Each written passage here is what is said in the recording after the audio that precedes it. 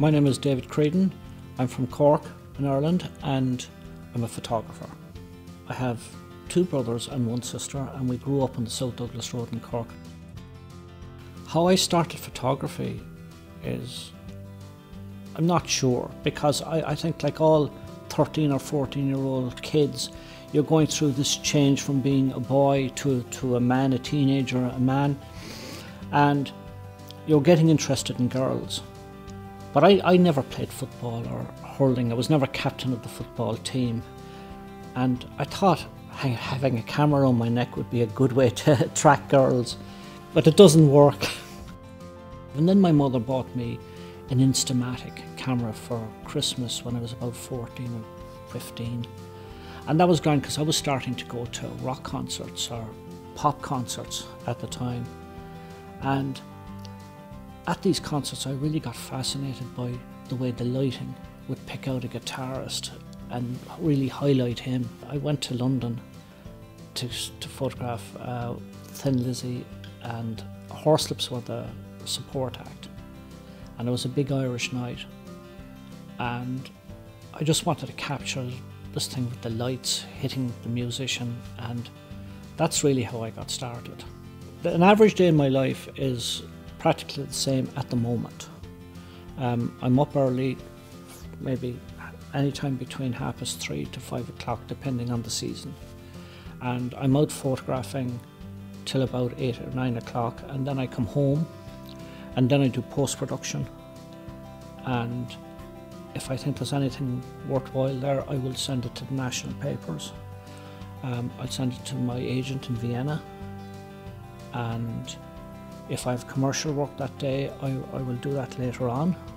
The styles I specialise in, it can be anything from social documentary, art, portraiture. Portraiture I really like doing. I like doing very slow portraits, and what I mean by that is that the exposures are very long. I could have somebody sitting on a chair for maybe half a second, up to 6 seconds in fact, for some of them. And usually using natural light if I can, use reflectors, maybe some lighting to where I want to control the light. When I shoot those social documentary portraits, I'm also looking at the history of the country, and I like photographing people who are older than me because they have great stories. They know where all the bodies are buried. I think your style is always changing. I think because of different things that go on in your own life, or things you're learning about the world, and they all have an influence on you in some way, even though it mightn't be noticeable, but I look at my work now and my work 10, 15 years ago, and they're different. I wouldn't have photographed anybody 20 years ago, but now I'm so interested in people.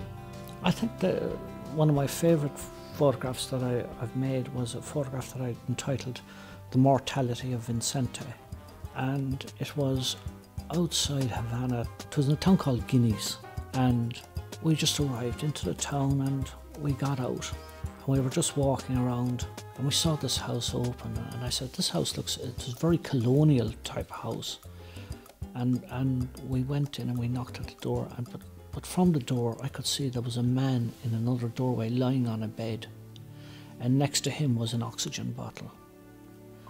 And up on the wall was a painting or a mural of a bullfight, with the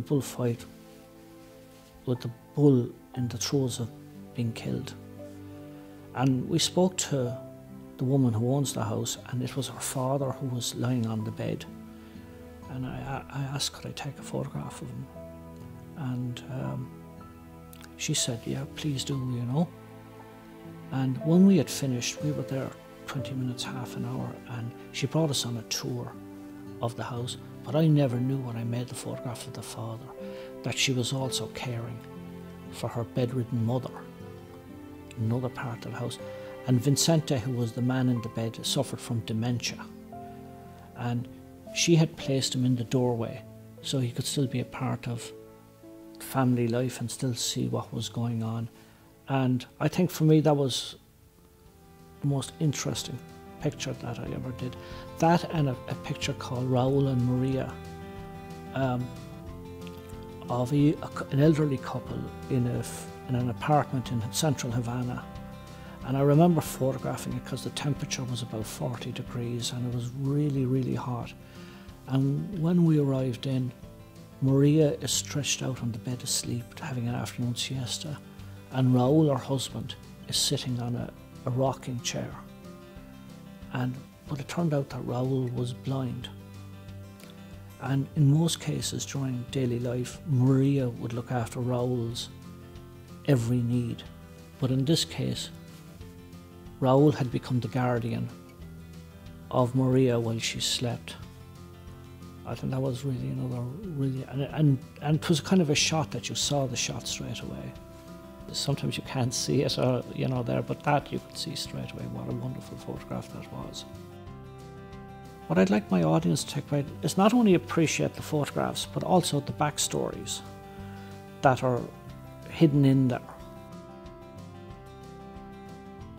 I don't have favourite equipment. All cameras today, even going back 30, 40 years, are very good quality cameras. I'm not either a Nikon or a Canon person, even though I use Canon at the moment. It wouldn't matter whether it was Canon or Leica. Just give me a camera, it doesn't matter. One of my favourite lenses is a 24mm shift lens. Even though it's primarily for architecture, I can use it in portrait and I can use it in landscape, and it's a great lens to use. That now or a 50mm lens, they're probably both my favourite lenses. I'm not really, even though I have zoom lenses, I prefer prime lenses. They're much better quality. All my work when it's sold is sold through license. So if there's a commercial company wants to use it for a poster or a book cover or whatever, everything is licensed, and that's the way I can control it. Because if I come across it then somewhere else, I have to write to somebody and say, can you send me the copy of the license that you got for that? And if they don't have a license, then they're probably in breach of copyright infringement. Photographers are their own worst enemies and they give their work away for free. So much so now that editors, when they come on looking for an image, they expect to get them for free. And they will say to the photographer, we'd love to use your image. Why don't you look us up? We have 28,000 likes on our Facebook page. This is going to do your career great, and we'll give you credit. Now, the credit is the worst thing any photographer can get because you can't live off credits. So the question I always ask an editor is simple as this. Are you saying that the credit is the compensation for you using my picture? And more than likely they'll say yes. And then you'll say, well, if that's the case, as you're aware under the Copyright Act, that when you reproduce copyrighted material, you must give a credit anyway.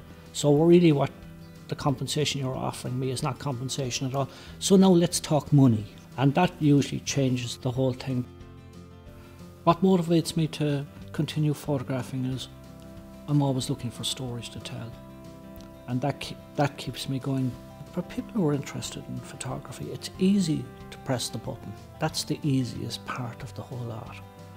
But really you need a far more rounded look at life. I think you should read psychology, sociology, politics, history of art, and just get a grasp of all those subjects. It's not about understanding about how your camera works, how to set an f-stop or a shutter speed. There's all other things that will benefit you in the long run if you know a small bit about them. And these are things you can read as you go on. You don't have to go to college as such. It's great if you do, but learn as much as you can about the whole world around you. And then you might be able to take a photograph.